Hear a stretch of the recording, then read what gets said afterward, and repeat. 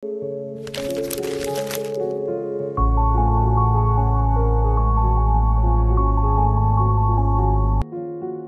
si Francisco Kiko.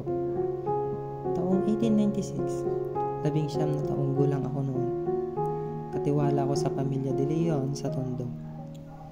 Isang trabaho na nagtago sa akin sa paningin ng mga Kastila. Ngunit nagbigay rin ito sa akin ng pagkakataong mangalap ng impormasyon para sa katipunan.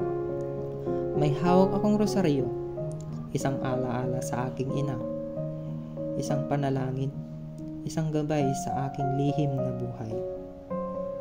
Ang sulat ay dumating, isang tawag na hindi ko maaaring baliwalayin, isang pagpupulong sa pugad lawin.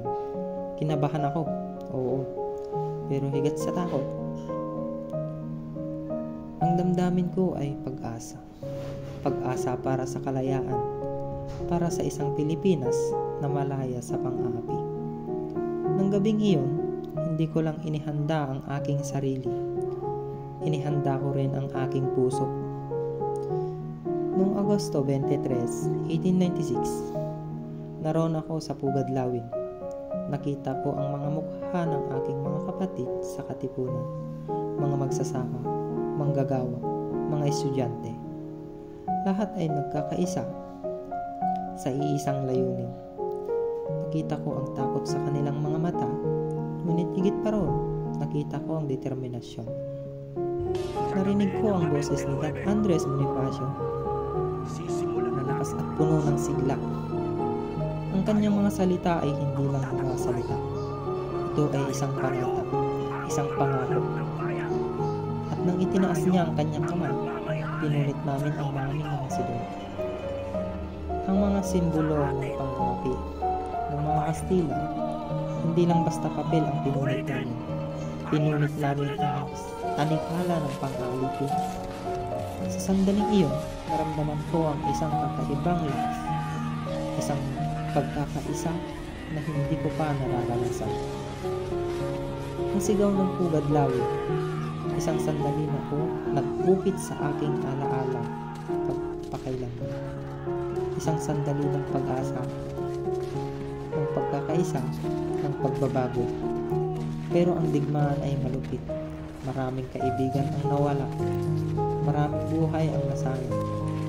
Ang mga alaala ng mga laban, ng mga sugatan, ng mga patay, mga alaalang papabigat sa aking puso hanggang ngayon.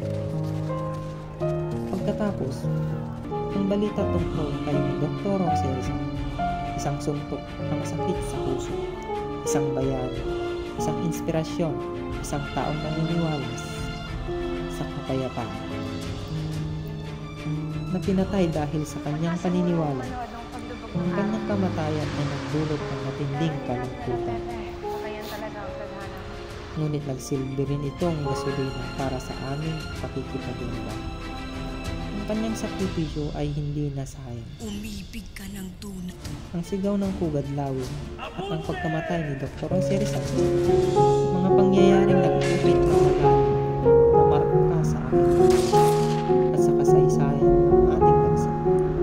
Mga pangyayaring nagturo sa akin ng kahalagahan ng kalayaan, ng pagkakaisa, at ng pagsasakripisyo para sa isang mas maganda